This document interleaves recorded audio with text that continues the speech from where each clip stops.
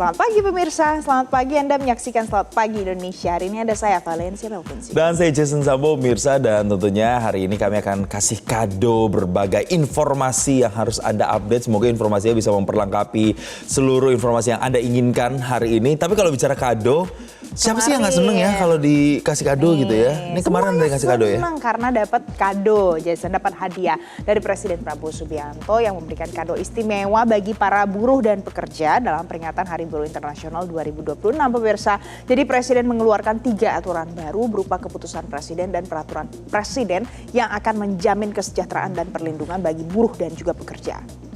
Jadi kita lihat pemirsa, aturan tersebut itu diumumkan langsung oleh Presiden Prabowo Subianto di hadapan ratusan ribu buruh dalam peringatan Hari Buruh Internasional di kawasan Silang Monas. Dan kado istimewa tersebut itu antara lain adalah yang pertama ini keputusan Presiden nomor 10 tahun 2026 tentang pembentukan Satgas atau Satuan Tugas Mitigasi Pemutusan Hubungan Kerja dan Kesejahteraan Buruh.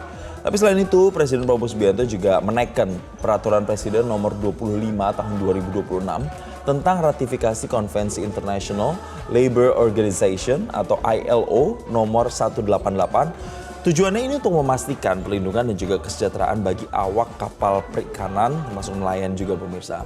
Tapi nggak cuma sampai di situ, lebih lanjut Presiden juga mengeluarkan ada aturan lagi yang termaktub dalam peraturan Presiden nomor 27 tahun 2026 tentang perlindungan pekerja transportasi online ya. Jadi Perpres ini nantinya akan mengatur perlindungan jaminan sosial bagi pengemudi transportasi online, termasuk nih pembagian pendapatan yang sebelumnya kan 80% nih pemirsa, jadinya minimal 92%, alias dengan kata lain potongan aplikatornya itu hanya 8%. Jadi diharapkan ini bisa lebih mensejahterakan para pengemudi atau driver ojek online juga. Ojol aplikator perusahaan minta disetor 20%. Gimana ojol? Setuju 20%? Bagaimana 15%? Berapa? 10.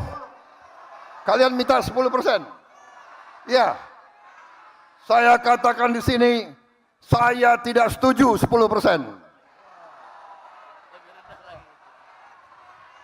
Harus di bawah 10%. Selanjutnya pemirsa ada lagi, jadi pimpinan DPR RI menerima langsung perwakilan buruh yang tergabung dalam Aliansi Gerakan Buruh Bersama Rakyat atau GEBRAK. Ini lokasinya di gedung DPR RI, MPR RI hari Jumat siang kemarin. Dan DPR menyatakan akan menindaklanjuti aspirasi yang jadi kewenangan legislatif, kemudian meneruskan kepada pemerintah pusat. Nah, ada beberapa pimpinan DPR RI yang menerima langsung apresiasi dari Aliansi GEBRAK. Di antaranya ada Wakil Ketua DPR RI Sufmi Dasko Ahmad, dan juga pimpinan Komisi 3 serta Komisi 9 DPR RI. Nah, dalam pertemuan ini pemirsa, perwakilan buruh menyampaikan ada banyak aspirasi dan catatan terkait persoalan ketenaga kerjaan. Ini adalah masukan bagi DPR maupun bagi pemerintah. Kemudian Wakil Ketua DPR RI Sufmi Dasko Ahmad mengatakan akan menindaklanjuti aspirasi yang jadi kewenangan legislatif, kemudian meneruskan tuntutan buruh kepada pemerintah pusat. Adapun dalam dialog, buruh menekankan pentingnya pelibatan serikat buruh dalam pembahasan lanjutan Undang-Undang Cipta Kerja, kemudian mendorong reformasi sistem pengupahan dan penataan praktik outsourcing. Wakil Ketua DPR, Bapak Profesor Sufmi Dasko Ahmad. Ya, tadi adalah serba-serbi kemarin ya di May Day. Semoga apapun aspirasinya ini tersampaikan dan nanti kemudian para buruh juga bisa meningkatkan kesejahteraannya. Tapi kita harus tinggalkan hot topic yang tadi, kita ke hot topic berikutnya terkait dengan pasca insiden kecelakaan kereta di Stasiun Bekasi Timur, di mana sampai dengan saat ini ada 16 pasien korban kecelakaan antara KRL Komuter Line dan kereta api Argo Bromo Anggrek itu masih menjalani perawatan intensif di RSUD Kota Bekasi. Oke, jadi pemirsa, dari total 54 korban yang sempat dievakuasi. Nah, pihak rumah sakit memastikan fase kritis sudah terlewati, tapi sejumlah tindakan medis lanjutan termasuk rujukan ke dokter bedah estetika saat ini sedang disiapkan. Nah, pasca insiden yang terjadi Senin lalu, pihak RSUD Kota Bekasi masih memantau kondisi 16 pasien yang masih mendapatkan perawatan intensif saat ini. Ada dokter spesialis bedah umum sekaligus Kepala IGD RSUD Kota Bekasi, Dr. Riza Nasution, yang mengatakan kalau penanganan darurat dan operasi penyelamatan nyawa sudah berhasil dilakukan. Dan saat ini fokus medis sudah beralih pada pemulihan fungsi tubuh dan pemantauan kondisi pasien secara berkala, pemirsa. Ada salah satu pasien perempuan yang rencananya akan dirujuk ke fasilitas kesehatan yang punya spesialis bedah estetika karena ada luka yang membutuhkan penanganan khusus pada aspek penampilan. Selain itu, satu pasien lagi, pemirsa, dijadwalkan bisa kembali ke rumah hari ini untuk menjalani observasi rawat jalan. Nah, selain luka fisik, pihak rumah sakit juga menyiapkan bantuan psikiater untuk menangani trauma berat yang dialami oleh para korban ini.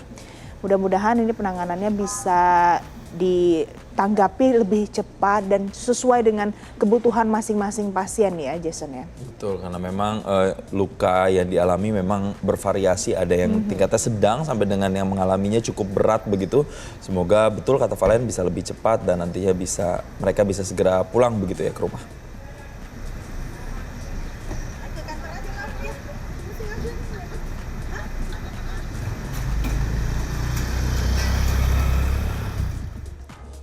Yang juga jadi hot topic ini, pemirsa, ini terkait dengan kasus daycare yang sedang ramai diperbincangkan karena ada kasus kekerasan juga di situ terhadap anak-anak. Jadi update-nya ada 5 orang tua korban kekerasan daycare Little Aresya ini mengajukan permohonan hak restitusi ke Lembaga Perlindungan Saksi dan Korban atau LPSK. Tapi ternyata Jason tahu nggak, jadi jumlah orang tua yang mengajukan restitusi ini berpotensi akan terus bertambah. Ini adalah langkah lanjutan dari kasus kekerasan anak yang terjadi di tempat penitipan anak daycare Little Aresya. Tuh, jadi informasinya tunggu apa lagi bersama Kata Oma.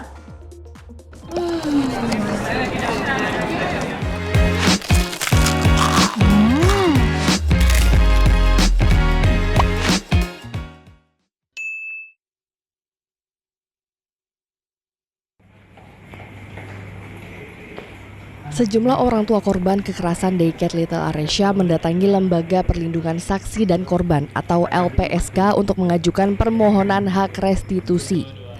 Tak hanya itu, mereka juga meminta perlindungan dan pendampingan bagi anak-anak yang menjadi korban. Hingga saat ini terdapat 5 orang tua yang telah resmi mengajukan permohonan tersebut ke LPSK. Namun jumlah tersebut berpotensi akan terus bertambah lantaran pihaknya juga masih terus berkoordinasi dengan orang tua korban lainnya. Minta pendampingan baik itu pendampingan untuk psikologis ataupun minta pendampingan untuk restitusinya. Restitusi sendiri yang kami ajukan adalah bukan semata-mata untuk untuk pemulihan anak kami, tetapi tujuan besarnya adalah untuk memiskinkan si pelaku lewat proses restitusi ini, seperti itu. Sementara itu, pemerintah Kota Yogyakarta akan memberikan pendampingan khusus terutama untuk psikologis anak-anak yang menjadi korban di daycare Little Aresya. Wali Kota Yogyakarta Hasto Wardoyo mengatakan 1 orang psikolog anak mendampingi maksimal 5 orang anak. Selain itu, Pemkot Jogja juga menyiapkan daycare pengganti untuk menampung para korban yang telah dipastikan aman untuk anak-anak. Ya, kami tanggung sampai 3 bulan ke depan masih kami siapkan untuk anggaran untuk kita tanggung biar orang tuanya yang juga mengalami tekanan secara psikis agak terbebas dari pemikiran masalah biaya begitu. Sehingga ini kami urus, kemudian kami tanggung biayanya, kemudian juga kita hadirkan psikolog. Hari ini kami membagi psikolog itu saya bagi habis dari anak yang jumlahnya 104 itu kita bagi habis punya pendampingan psikolog semua yang sudah kami tunjuk. Menindaklanjuti kasus kekerasan anak di daycare Little Aresya, pemerintah Provinsi Daerah Istimewa Yogyakarta telah meminta seluruh daycare yang belum mengantongi izin untuk menghentikan sementara operasionalnya dan segera memproses legalitas sesuai aturan yang berlaku. Legalitas tersebut juga bukan hanya urusan administrasi, namun menjadi bentuk tanggung jawab penyelenggara dalam menjamin keamanan dan kenyamanan anak-anak yang dititipkan. Dari Kota Yogyakarta, Nuzul Nugraheni, Metro TV.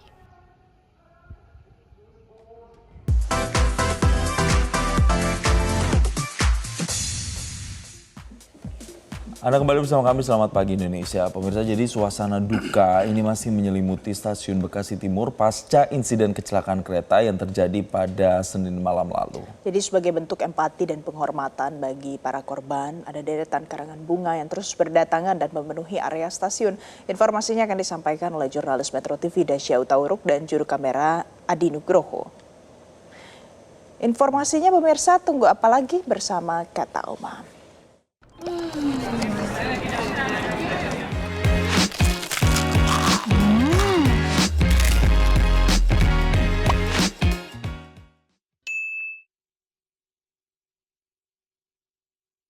Ya pemirsa Metro TV, pasca terjadinya kecelakaan di stasiun Bekasi Timur yang melibatkan KRL komuter lain dan juga kereta api jarak jauh Argo Bromo Anggrek, insiden ini menewaskan 16 wanita.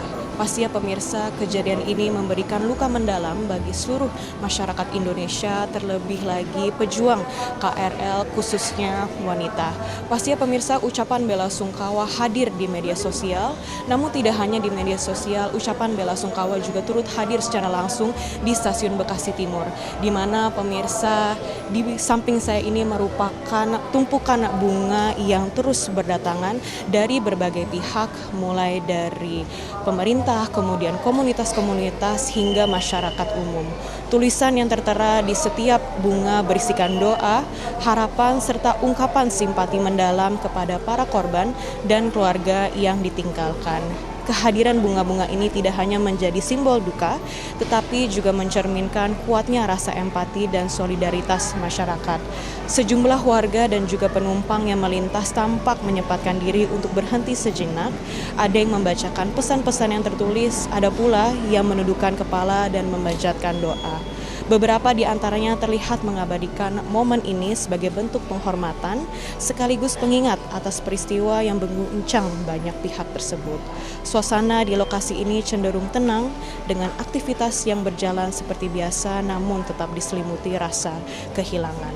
Pemirsa, pastinya kecelakaan ini memberikan luka yang mendalam bagi seluruh masyarakat, terlebih lagi para pengguna KRL terkhususnya wanita. Pastinya pemirsa, dukungan dan juga doa dari seluruh masyarakat diharapkan dapat menjadi kekuatan bagi para keluarga korban. Deretan bunga-bunga ini pastinya menjadi pengingat bahwa luka dan juga duka yang dialami tidak hanya dirasakan sendiri, tetapi juga bersama bagi seluruh masyarakat Indonesia. Demikian informasi yang dapat kami berikan untuk saat ini dari Bekasi, Dasya Hutauruk, Joy Adi Nugroho, Metro TV. Jadi pemirsa, peristiwa kecelakaan kereta di kawasan Bekasi Timur ini menyisakan duka sekaligus cerita kemanusiaan yang menggetarkan. Jadi di tengah kondisi darurat ada tim penyelamat dari Basarnas yang bekerja tanpa henti untuk berusaha menyelamatkan korban. Jadi ada salah satu sosok yang jadi perhatian publik, ada Pak Mawar, ada juga satu lagi namanya Pak Dendi, anggota Basarnas yang viral karena aksi cepat dan ketenangan mereka pada saat melakukan evakuasi. Jadi di balik seragam ada cerita haru, tekanan di lapangan, dan juga semangat kemanusiaan yang kuat.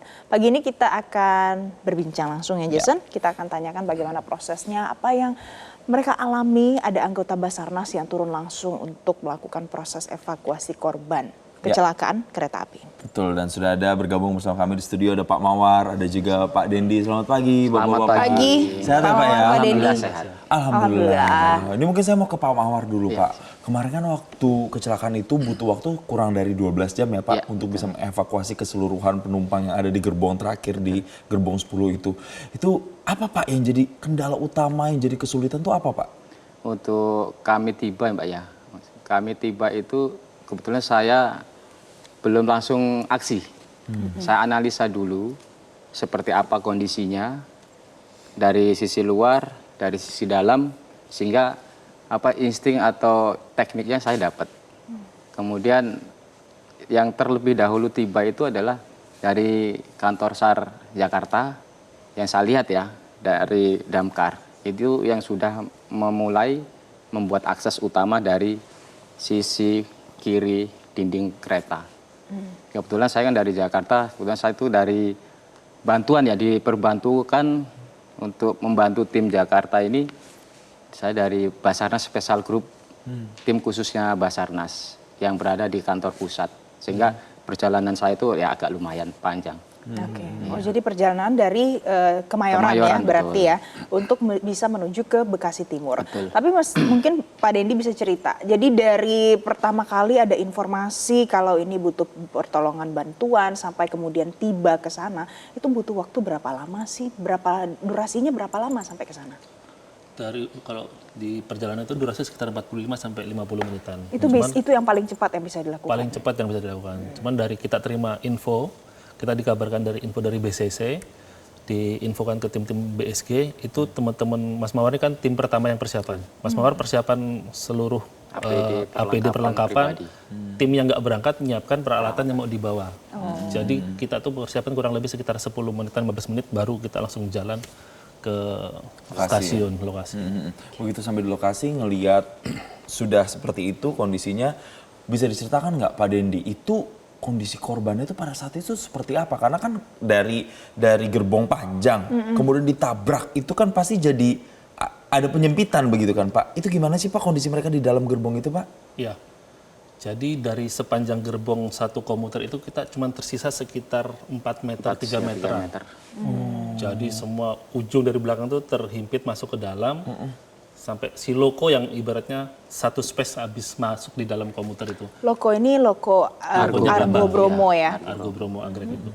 Jadi yang awalnya posisi kursi itu ada kan dia menyamping ya, saling berhadapan dari sisi terjauh ya. Itu sampai posisinya langsung dia berhadapan-hadapan. Jadi langsung kayak terlipat semua jadi satu. Nah itu ketika saya datang di lokasi, posisi masih krodit semuanya karena banyak teman-teman dari kantor SAR Jakarta dan juga Damkar evakuasi. Baru Mas Mawar tim pertama yang datang itu melakukan asesmen kira-kira dari mana sih jalur yang bisa diakses untuk membuka jepitan si korban yang, karena prioritas kita itu korban yang kita lihat di situ ada 5 yang selamat itu dulu. Oke, Pak Mawar, jadi saat melihat ada 5 korban selamat yang menjadi prioritas utama, pada saat itu apa yang kemudian harus pertama kali dilakukan untuk mempercepatnya? Ya kami kan memiliki tim yang jumlahnya sekian Mbak ya. Kami ada dantim, kemudian kami kumpulkan dulu untuk diskusi seperti apa. Karena kita juga kerja tim, kita juga memegang alat itu tidak sendiri. Sehingga ada lebih dari 1 orang. Kemudian untuk keputusan kita lanjutkan dari tim Jakarta sama Damkar, buka akses. Saya asumsikan di situ, mungkin di sini bisa. Ternyata setelah terbuka dinding kereta, itu sangat sulit. Justru lebih sulit. Kemudian yang plan B-nya, saya naik ke dalam. Saya ke dalam, kemudian melihat dulu, kemudian saya terus naik Mbak. Melihat kondisi di atas itu kan, posisi puing itu menumpuk.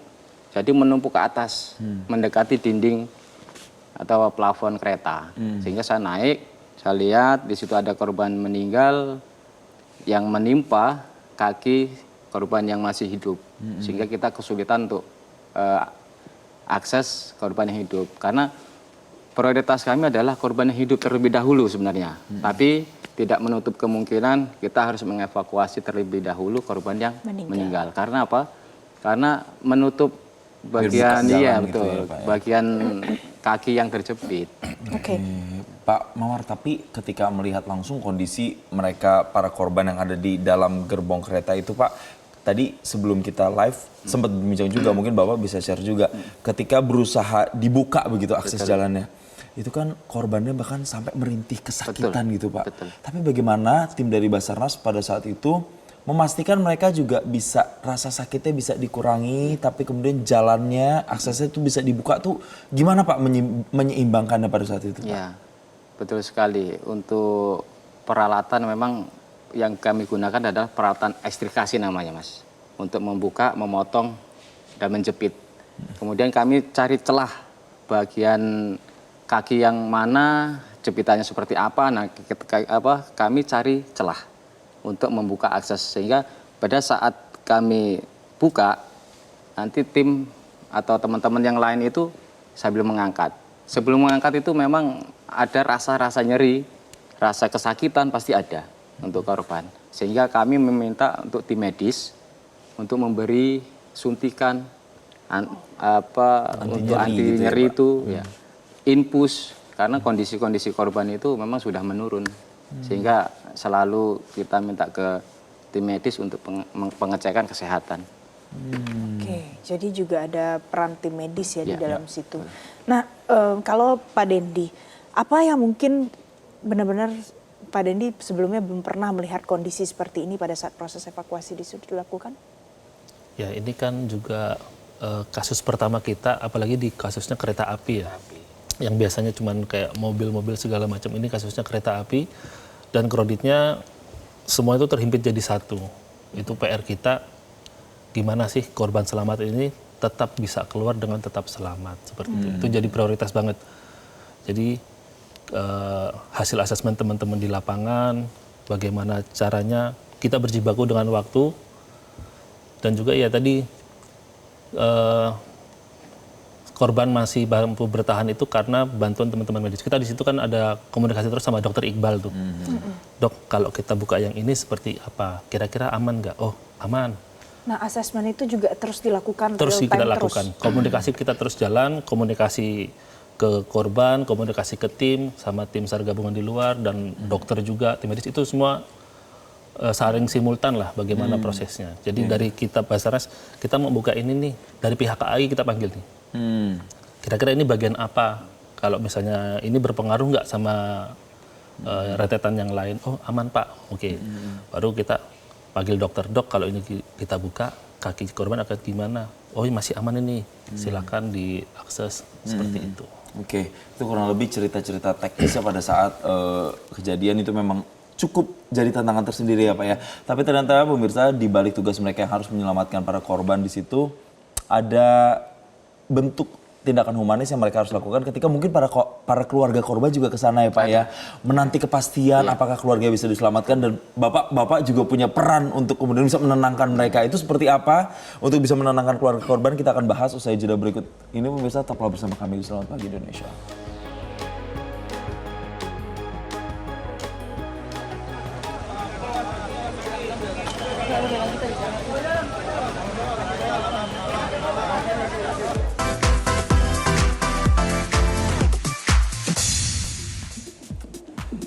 Anda kembali bersama kami di Selamat Pagi Indonesia. Saya mau kembali lagi ke, mungkin bisa Pak Mawar atau Mas Dendi nanti bisa cerita. Mungkin ke Pak Mawar dulu.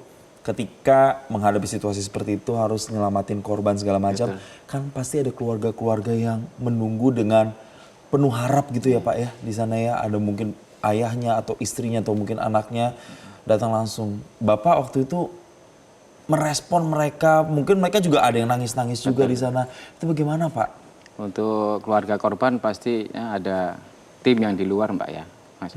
Untuk yang menenangkan supaya tetap tenang agar yang korbannya ini tidak dramatis lah, tidak terganggu konsentrasinya atau kesadarannya.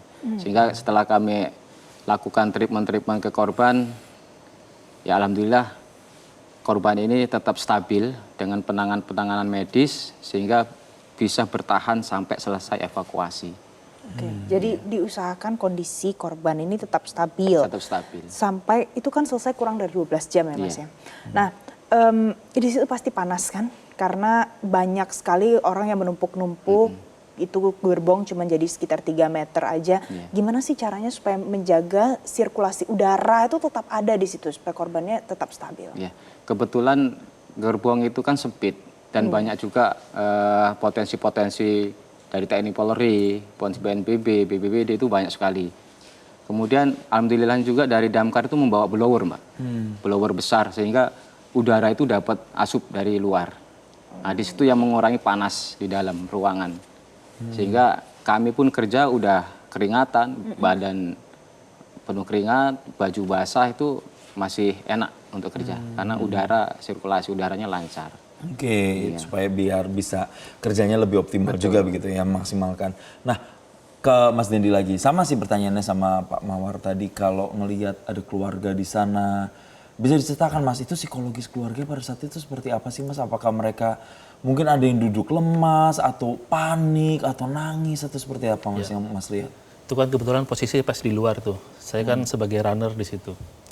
Jadi waktu itu ada kalau nggak salah bapaknya atau suaminya datang, itu kan dia memang agak nangis, agak sedih juga. Cuman kan karena posisinya itu adalah mungkin bapak atau ibu, bapak atau suami, dia harus tetap tegar gitu ya. Memang saya ngelihat dari raut wajahnya itu memang sedikit agak panik pastinya. Tapi nanti sedikit coba silakan didatangin komunikasi, saya bilang seperti itu. Datang baru untuk ngasih semangat gitu kepada anaknya gitu. Tetap semangat ya, sambil dipegang tangannya, pas sudah selesai itu, Pak balik lagi, kita coba akses lagi. Dia balik lagi, dia nunggu di tangga peron situ.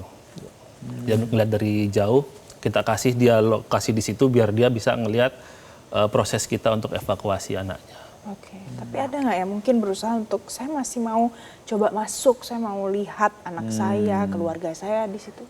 Nggak ada sih, karena memang kita sudah kasih tahu ini kita sedang melakukan akses, kita harus clear area. Bapak tunggu aja di situ, Bapak bisa ngeliat secara langsung apa sih yang akan kita laksanakan seperti itu. Oke, Mas Dendi, waktu berusaha menyelamatkan korban, terutama mereka yang masih selamat, kan tadi Pak Mawar juga bilang mereka ada yang merintih kesakitan gitu ya Mas ya. Bisa diceritakan nggak kami pada saat itu tuh seperti apa sih psikologisnya, situasinya pada saat itu? Apakah mereka teriak kencang atau justru malah lemas, malah seperti apa Mas waktu itu Mas yang masih hidup gitu? Jadi masing-masing ya. Jadi ada satu itu yang dia tenang. Kita komunikasi dia enak, lancar. Tenang ya, iya dia komunikasi enak.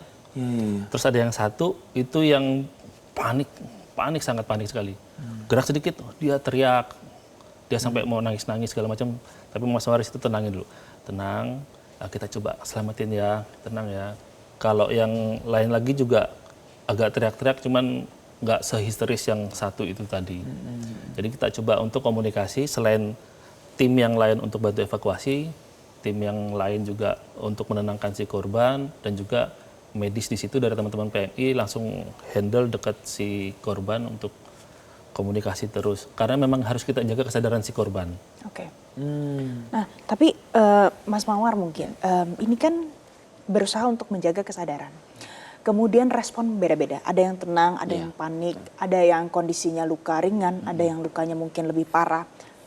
Dari beberapa korban selamat yang masih hidup dievakuasi, ada tidak yang karena menunggu sekian jam akhirnya dia meninggal di sana?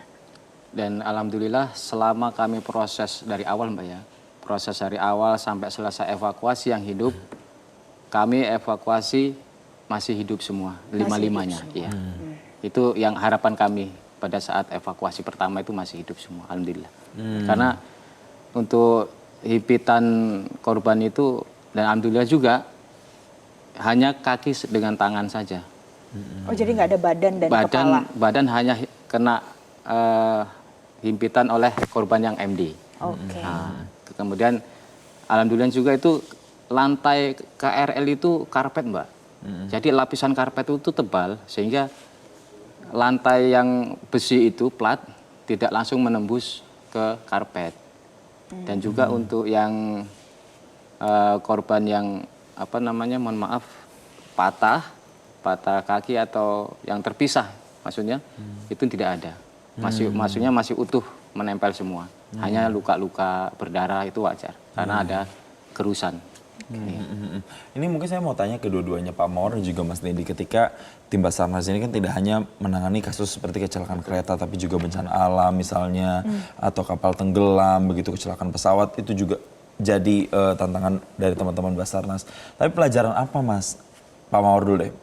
Pelajaran apa yang Pak Mawar bisa ambil ketika menangani kasus kemarin? Apakah mungkin melihat ada ibu yang berjuang, ada ibu yang bawa botol susu, atau istri yang ingin pulang kerja, ketemu sama suaminya, apa yang bisa Mas petik pelajaran di situ? Yang saya petik adalah itu kebetulan kan gerbong 10 Mbak ya.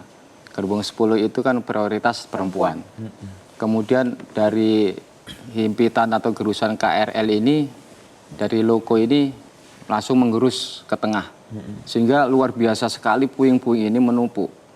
Puing-puing ini menumpuk itu berdominan ke sisi kanan. Sehingga alhamdulillah juga yang sisi kiri itu nggak terlalu full sampai di badan. Nah alhamdulillah juga itu yang menjadi mungkin ya jadi mukjizatnya. Saya lihat itu sangat luar biasa. Karena seorang ibu dia bisa bertahan diri untuk selamat, ya kan? Sebegitu terjadi kecelakaan masih bisa bertahan dengan sampai selesainya kami evakuasi. Dan juga dia udah pulang kerja kan, mungkin mereka kurang pulang kerja sampai rumah, kemudian dia berjuang untuk dirinya sendiri. Itu yang jadi motivasi saya untuk lebih merespon cepat supaya gimana caranya itu bisa lebih cepat terevakuasi, Mbak. Kemudian yang membuat motivasi saya juga itu di situ banyak pimpinan kami, kepala badan juga ada di situ, para dir juga ada di situ, sehingga ayo teman-teman kita lebih cepat lagi. Sehingga jadi ibu-ibu itu ya kesedihan rintihan itu, Mbak, yang kami itu tidak kuat. Karena kami juga kan mempunyai seorang ibu ya. Itulah yang menjadi sebuah kekuatan untuk kami bisa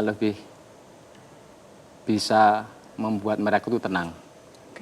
Banyak sekali juga yang mengeluh, kesakitan, sehingga kami untuk medis itu selalu menambahkan lagi tolong suntikannya. Suntikan, selalu suntikan. Iya. Sehingga tidak terlalu terlalu karena ada rintikan itulah yang membuat kami itu seorang untuk mengevakuasi, jadi kita punya hati ya, Mbak ya. Punya hati pasti akan terasa. Ya kalau memang itu bisa ditangani oleh dokter, kita tangani terlebih dahulu. Sama dokter gitu ya. Oke, kalau Mas Dendi, jadi dari tadi Mas Dendi bilang ini adalah yang pertama kali kejadian seperti ini. Apa yang mungkin membuat ini adalah pelajaran baru untuk Mas Dendi?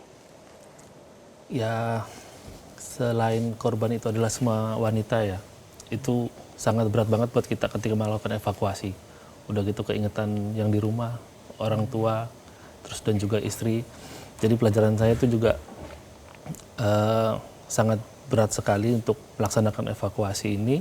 Tapi di sisi lain kita harus cepat melepaskan dari jepitan tersebut biar mereka bisa kembali ke rumah lagi, berkumpul dengan keluarga. Boleh mungkin satu yang mungkin Mas Dendi atau Mas Mawar ingat, ini adalah korban selamat atau meninggal dunia yang paling susah untuk dievakuasi. Yang sangat susah dan yang untuk dievakuasi itu untuk yang ini, Mbak, yang kakinya arah ke belakang itu memang agak luar biasa. Untuk jepitan dari karpet itu kami selalu buka itu sobek terus karpetnya, sehingga kami ganjel pakai kayu tetap sulit. Kemudian kami potong-potong kecil terlebih dahulu. Kemudian buka lagi, alhamdulillah bisa terbuka. Itu agak lumayan lama emang. Itu yang salah satu yang maksud Mas Dendi? Ya, kan Mas Mawar dalam posisinya, cuman saya posisi bisa melihat dari luar. Memang setelah satu itu yang agak lama bisa keluar, baru yang lainnya agak enak aksesnya. Jadi memang satu itu yang kayak kunci dari semua jepitan si korban yang selamat. Itu korban yang kakinya terlipat ini selamat atau meninggal? Masih selamat. Selamat. Ya. Yang pertama kali saya evak itu korban meninggal terlebih dahulu. Karena dia itu yang cerita awal tadi, dia mengganggu atau menutupi korban yang masih hidup. Setelah korban hidup pertama ini, yang kakinya terjepit dua-duanya terevakuasi, saya masuk. Yang ketiga dan seterusnya itu lebih mudah. Lebih mudah. Karena mereka itu posisinya saling numpuk. Ya, satu sama lain itu berdekatan. Sehingga terevak satu, yang satunya lagi udah kelihatan yang terjepit. Sehingga untuk memudahkan kami untuk menganalisa seperti apa nanti kegiatan selanjutnya. Celahnya seperti apa, dan peralatan apa yang kita akan butuhkan kembali. Ya, gitu. Lebih cepat ketahuan. Lebih cepat, gitu iya. Oke, ini semoga cerita ini tentu banyak sekali pelajarannya. Banyak sekali pelajaran. Kita jadi lebih menghargai keluarga kita, ibu kita, istri, mungkin juga anak juga. Jadi semoga dengan ada kejadian ini ada hikmahnya juga. Terima kasih juga buat Pak Mawar, Pak Dendi yang berdedikasi begitu luar biasa pada saat kejadian kemarin. Bahkan banyak yang sebut kalian pahlawan. Jadi sekali lagi terima kasih. Terima kasih Pak Mawar, terima kasih Mas Dendi. Terima kasih Pak Mawar, terima kasih Pak Dendi. Nanti usai jeda, Jason, kita masih ada ulasan lain pemirsa dalam cerita pagi spesial Hari Pendidikan Nasional 2026 di sebuah rumah sekolah asrama khusus anak autis Immaculata Autism Boarding School. Jadi tetaplah bersama kami.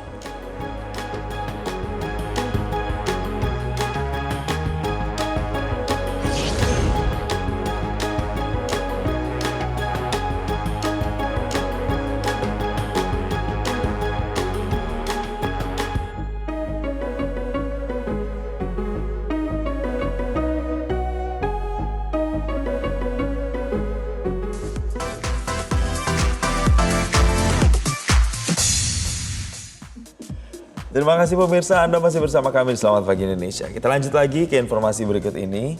Dan di mana hari ini pemirsa diperingati 2 Mei adalah peringatan Hari Pendidikan Nasional dalam rangka memperingati Hari Pendidikan Nasional di mana kesadaran akan pentingnya pendidikan yang inklusif dan berbasis kebutuhan individu kian meningkat. Nah, ini juga sejalan dengan semangat Hari Autisme Sedunia yang menekankan pentingnya pemahaman terhadap anak dengan kebutuhan khusus, Jason. Betul sekali, Valen. Jadi setiap anak autis ini memiliki karakter, cara belajar, ada juga potensi yang berbeda-beda.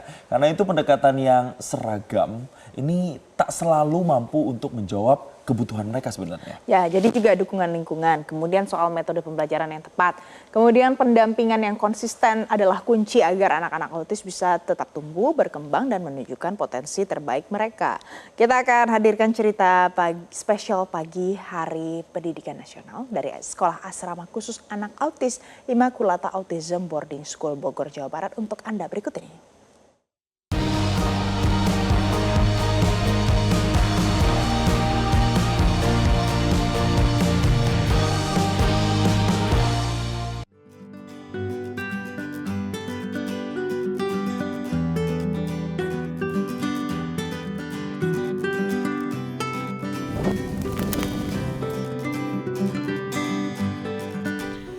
Di Bogor, Jawa Barat, sebuah sekolah asrama khusus anak autis, Immaculata Autism Boarding School, menjadi salah satu contoh nyata pendidikan inklusif berbasis kebutuhan individu. Sekolah ini didirikan oleh Immaculata Umiati, seorang praktisi dan pakar autisme dengan pengalaman lebih dari 35 tahun. Immaculata Autism Boarding School menerapkan metode Individual Education Program atau IEP. Setiap siswa mendapatkan kurikulum yang disesuaikan dengan kondisi, minat, serta tantangan masing-masing. Pendekatan ini dinilai lebih efektif dalam mengembangkan potensi anak secara menyeluruh. Lingkungan asrama yang terstruktur dan terapi yang terintegrasi membantu anak-anak untuk belajar mandiri, mengatur emosi, serta membangun kemampuan sosial dalam kehidupan sehari-hari. Pendekatan ini tak hanya berfokus pada akademik, namun juga pada pengembangan bakat dan minat. Salah satu contoh nyata datang dari Alan Cahya Adila Putra, remaja penyandang autis yang berhasil menorehkan prestasi nasional. Alan mencatatkan rekor muri setelah bermain drum selama 4 jam non-stop dengan membawakan 37 lagu. Prestasi ini menjadi bukti bahwa dengan pendampingan yang tepat, anak autis mampu menunjukkan potensi yang luar biasa. Itu sebetulnya karena kejelian. Kita harus jeli melihat bakat anak dan tidak perlu pakai tes ini itu ya. Tapi kita lihat misalnya Alan itu dulu begitu waktu masuk suka kalau makan suka ini suka gitu. Saya langsung bilang wah ini anak musik nih pasti bisa. Langsung saya kasih ke Pak Chandra. Dan tidak dalam hitungan bulan ya. Cepat sekali itu dia bisa langsung main dan karena memang bakatnya sudah ada ya dan langsung bisa. Padahal sebelum mengikuti program di sekolah tersebut, menurut ibunda Alan, Laila Agustina, anaknya sulit duduk tenang dan sering mengalami tantrum. Namun dalam waktu 3 bulan setelah mendapatkan terapi dan bimbingan intensif, bakat musiknya mulai terlihat dan terus dikembangkan. Tapi setelah saya masukkan dia di sekolah Immaculata Boarding School, ternyata nggak ada 3 bulan, dia sudah bisa main musik dan itu saya tuh sangat shock gitu loh, kaget. Ternyata kok dia bisa. Karena selama ini kan dia untuk duduk 5 menit aja dia nggak bisa. Nah, ternyata setelah dia diajarin main drum itu, ternyata kok bisa dia tuh sampai menyelesaikan 1 lagu. Itu bagi saya, aduh, ini anak ini kok di luar ekspektasi saya gitu loh. 3 bulan berikutnya dia bisa tampil main di pentas gitu. Dan berikutnya 2 tahun yang lalu ya, dia kok bisa mendapatkan rekor muri, dia bisa main musik 37 lagu non-stop 4 jam. Itu puji Tuhan, saya tuh aduh ini Tuhan itu memang maha adil ya. Tidak hanya di bidang musik, pengembangan potensi melalui seni lukis juga menjadi bagian penting dalam pembelajaran. Pengajar seni menyebut memahami minat anak menjadi langkah awal dalam membangun kepercayaan diri. Melalui proses yang sabar dan konsisten, siswa bernama Afran kini mampu menuangkan emosi dan imajinasinya melalui lukisan. Hasil karyanya tak hanya menjadi media ekspresi, namun juga membuat peluang prestasi. Bagaimana Wayan coba kasih Afran bimbingan untuk melukis. Ternyata luar biasa. Nah begitu saya arahkan sedikit aja sketnya begini Afran, harusnya ini. Dan dia buat, kemarin waktu itu dia buat kucing, buat harimau. Jadi luar biasa bisa melukis, punya bakat yang sangat luar biasa. Kebetulan di Yayasan Immaculata ini benar-benar menggali bagaimana sih potensi teman-teman itu. Dan lalu diarahkan, dicarikan guru. Nah kebetulan saya sendiri di bidang lukis, saya pelajari dulu Afran apa sih kira-kira yang dia pahami tekniknya. Tadi saya harus pelan-pelan, harus ada teknik yang tul begitu, memudahkan buat dia mengekspresikan ke kanvas seperti itu. Aku juga bisa ikut-ikutan melukis burung. Oke, burung apa itu?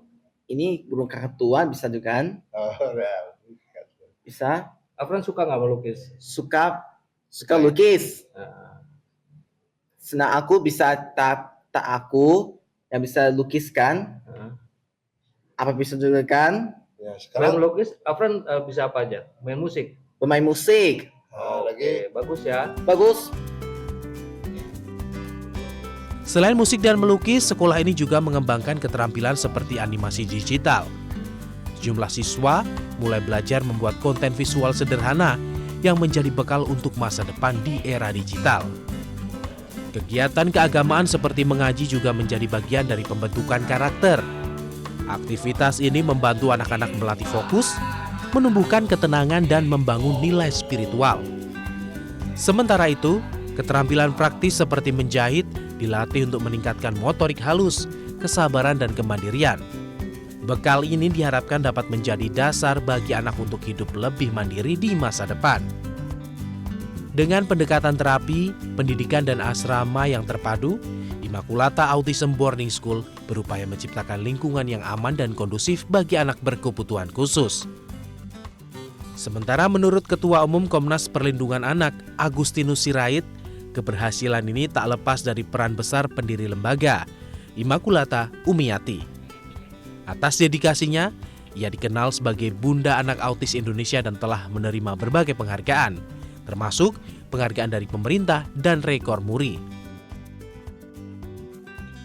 Justru dengan kehadirannya komisioner kita, Ibu Immaculata Umiyanti, sangat membantu penanganan kita, terutama terhadap anak-anak yang berkebutuhan khusus, karena diperlukan keahlian yang khusus.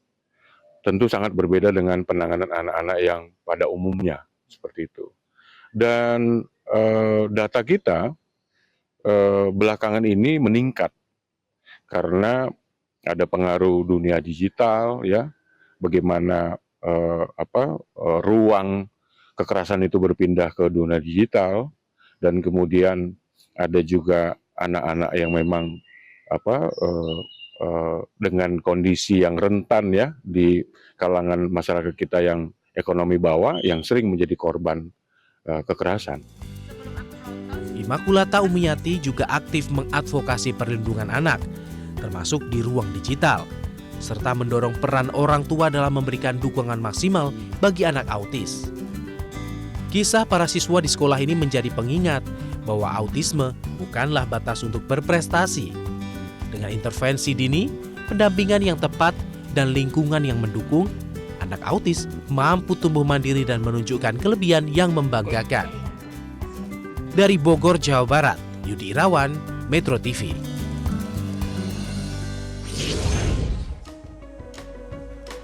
Serunya berburu foto di kawasan Blok M bersama komunitas Plus 62 Jump Street akan kami hadirkan dalam segmen Metro Community usai jeda headline news pukul 9 waktu Indonesia Barat. Tetaplah bersama kami.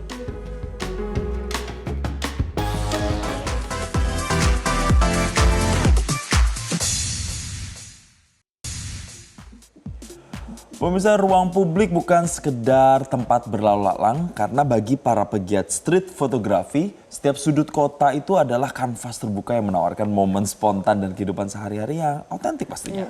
Dan menariknya, para pecinta foto jalanan ini percaya kalau tidak ada cerita yang terlalu kecil untuk diabadikan. Dan melalui lensa, hal-hal biasa bisa berubah jadi karya yang luar biasa, pemirsa. Jadi dalam segmen Metro Community kali ini, jurnalis Metro TV Anwar Fuadi dan juru kamera Firman Adfriana akan mengajak Anda melihat serunya berburu foto di kawasan Blok M bersama komunitas Plus 62 Jump Street. Berikut informasinya untuk Anda.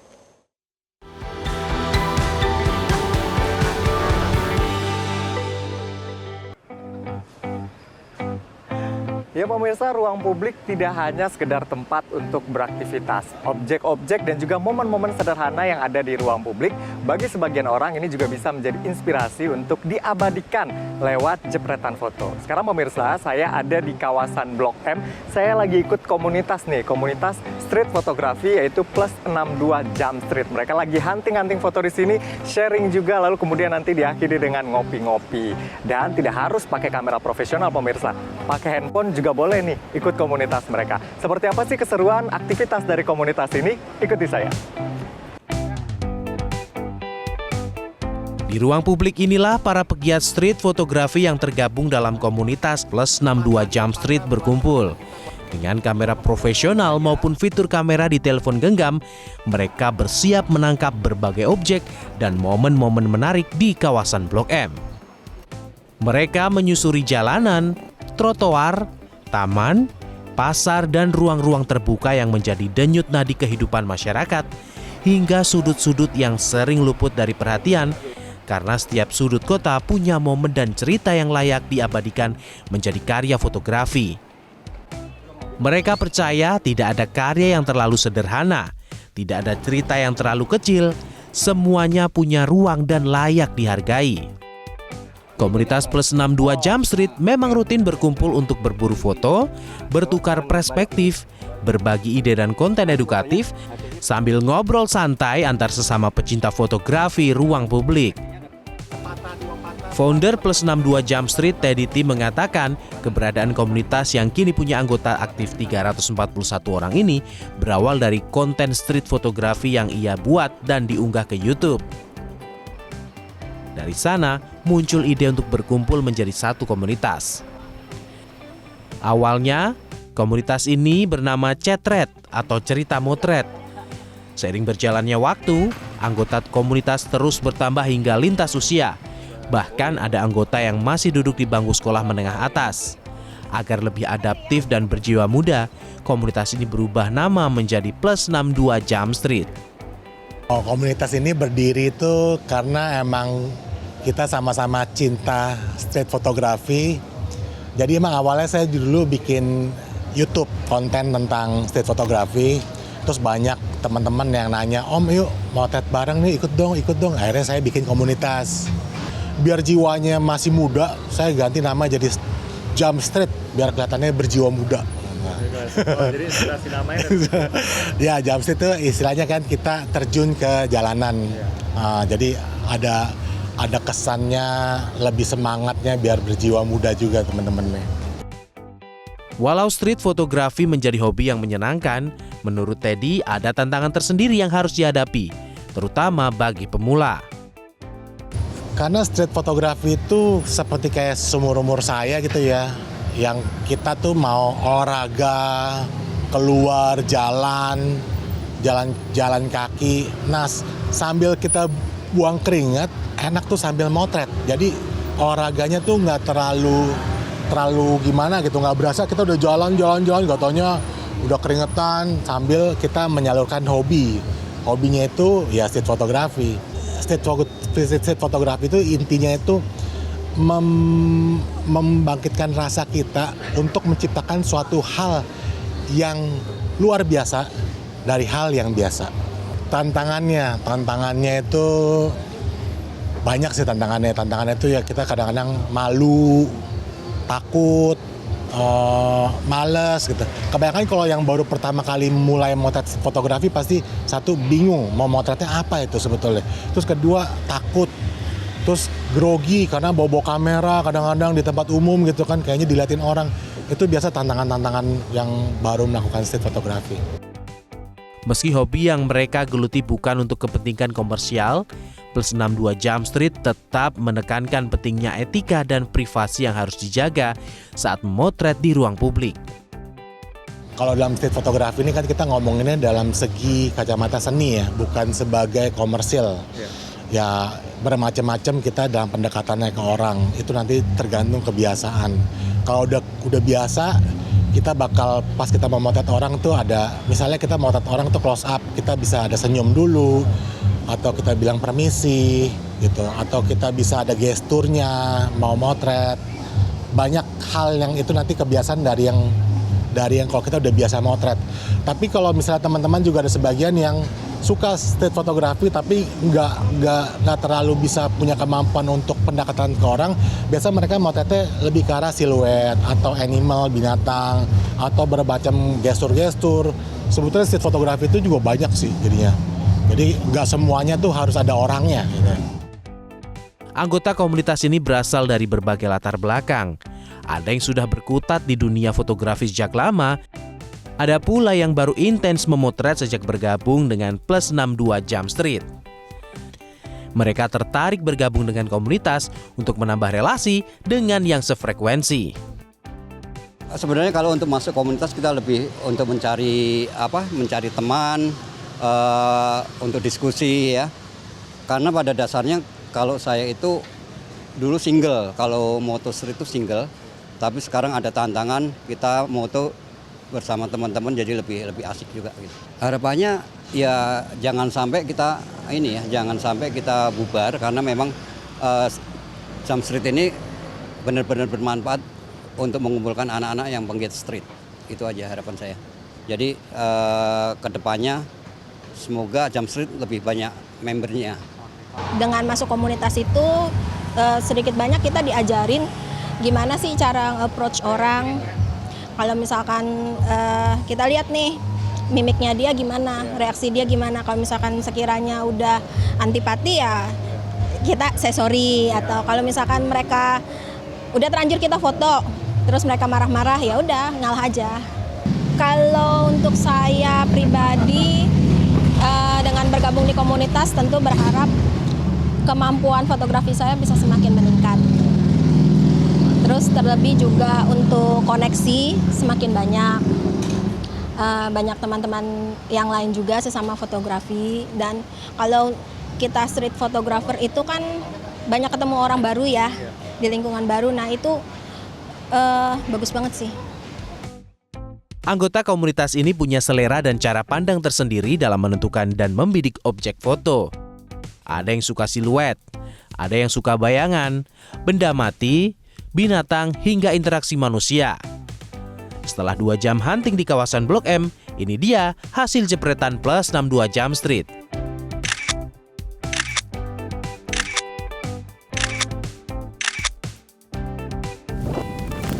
Foto orang lewat, foto kucing juga. Oke, mantap. Oke, makasih ya Mas ya.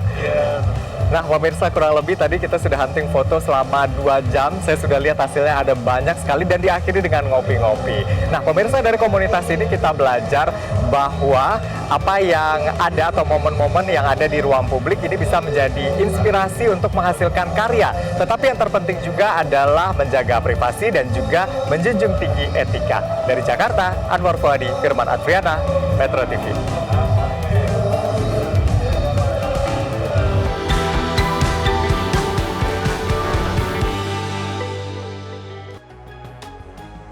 Pemirsa, usai jeda untuk Anda.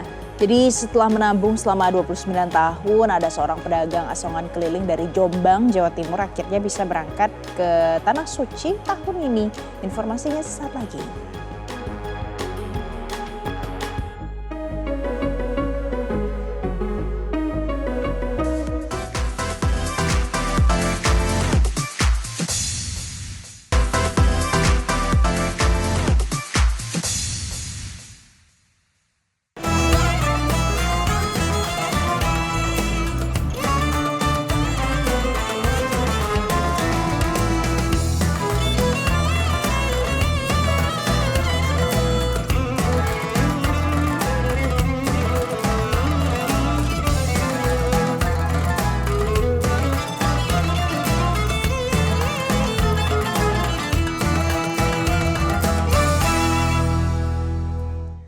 Pemirsa, jadi setelah menabung selama 29 tahun, ada seorang pedagang asongan keliling dari Jombang, Jawa Timur akhirnya bisa berangkat ke Tanah Suci tahun ini. Ya, tak sendiri, ia akan melaksanakan ibadah haji bersama sang istri.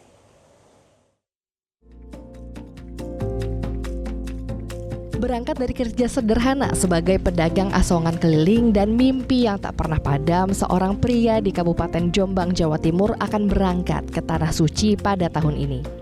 Tak hanya sendiri, ia juga akan berangkat ke Mekah bersama sang istri.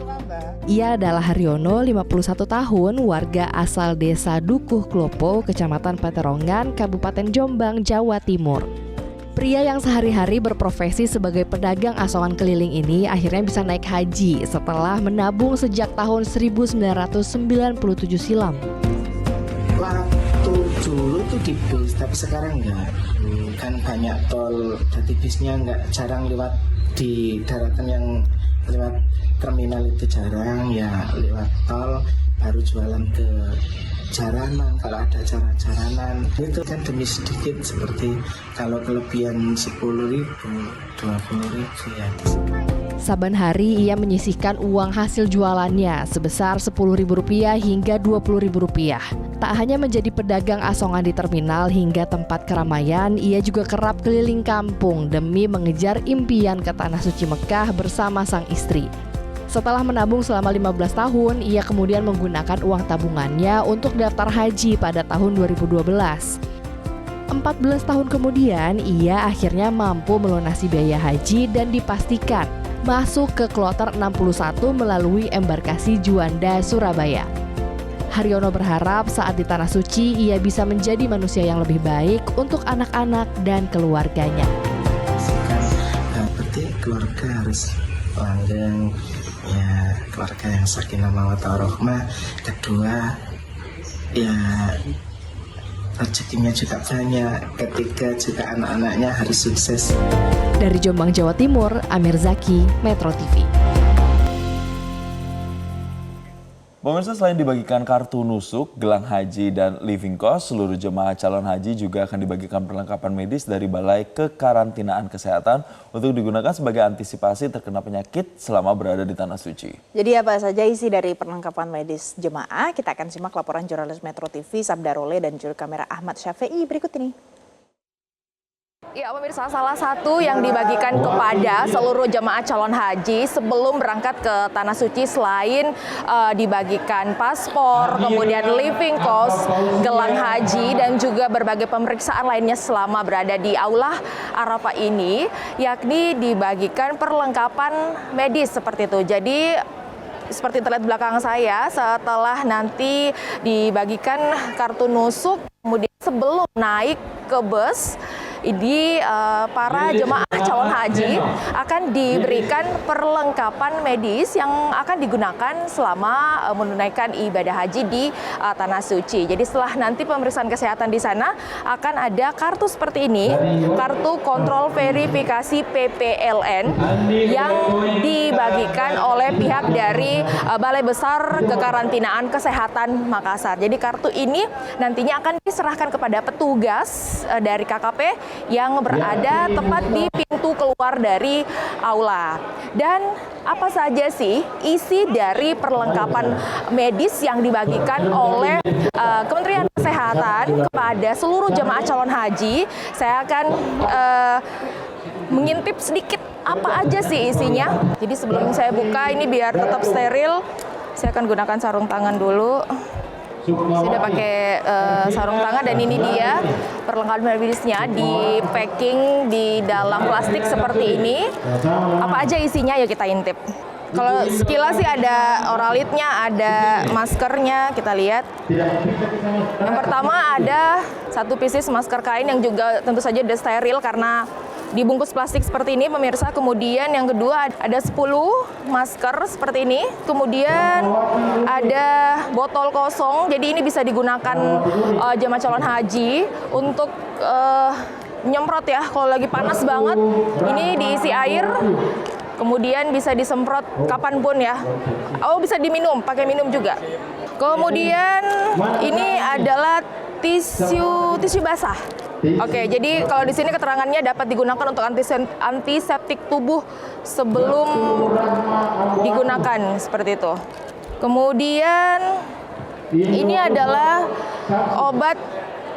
Jadi kalau pegal-pegal gitu ada semacam salep seperti itu ya. Kemudian ada Hansaplast ya.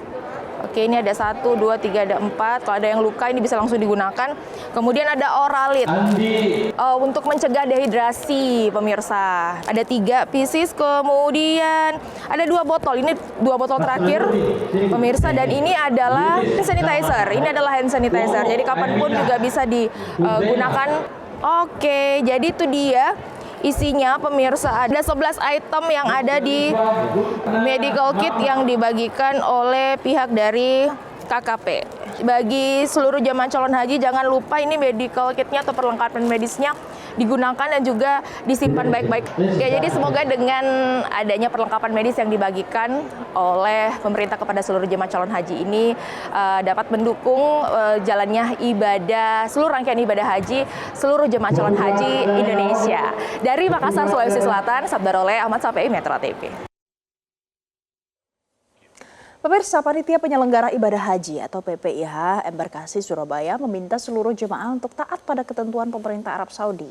Ya, hal ini menindaklanjuti tegasnya larangan penyebaran konten dokumentasi di kawasan Tanah Suci serta larangan berwisata sebelum puncak haji. Kepatuhan jemaah dinilai sangat penting, pemirsa, demi menjaga keselamatan dan kelancaran pelaksanaan ibadah. PPIH Embarkasi Surabaya mencatat masih banyak jemaah yang belum menyadari aturan terkait penggunaan media sosial di Tanah Suci. Padahal larangan mengunggah foto maupun video kegiatan ibadah secara berlebihan sejatinya sudah berlaku sejak tahun lalu. Selain itu, ketentuan terkait larangan berziarah atau berwisata sebelum rangkaian puncak haji di Armusna kembali ditegaskan.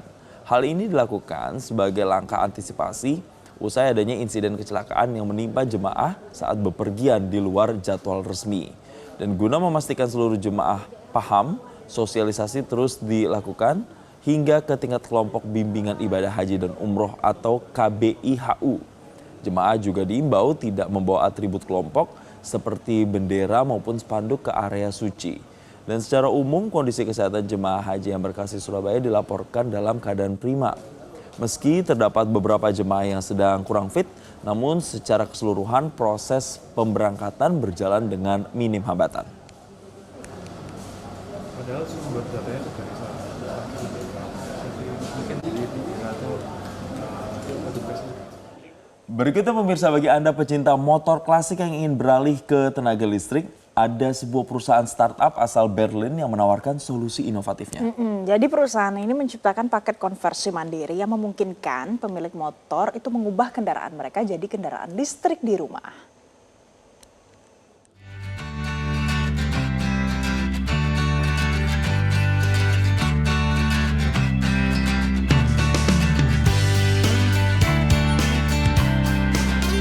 Bagi banyak penggemar sepeda motor, deru mesin pembakaran memang sulit digantikan. Namun kondisi perang antara Amerika Serikat dan Iran serta lonjakan harga bahan bakar membuat banyak pengendara mulai melirik kendaraan listrik, terutama untuk mobilitas di dalam kota. Meski harga motor listrik baru masih tergolong tinggi, perusahaan Jerman bernama Second Ride hadir dengan solusi konversi DIY atau rakit sendiri. Di pabrik mereka di pinggiran kota Berlin, para teknisi sibuk merakit paket baterai atau motor listrik yang kini peminatnya terus meningkat di seluruh dunia. So what we've done now is our mission is to make retrofitting, so the conversion from combustion to electric, scalable. We've developed a conversion kit which we can ship internationally, which fits into every motorcycle or scooter which has the combustion engine in the middle.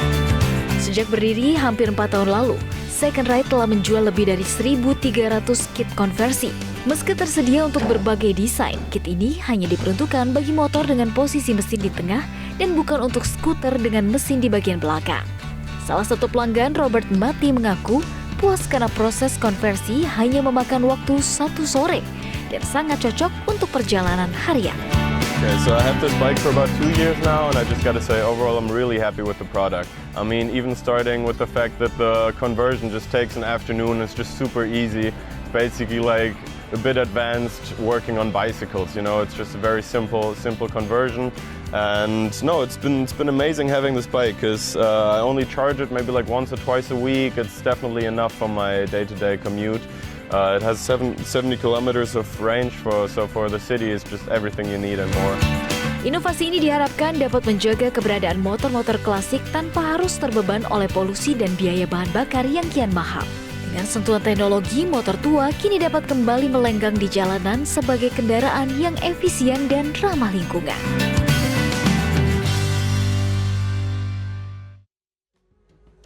Pemirsa, informasi tadi mengakhiri jumpa kita pagi ini. Akhir kata saya Valencia Melvin Singh. Dan saya Jason Sambo, mewakili rekan-rekan yang bertugas pamit. Terima kasih dan sampai jumpa.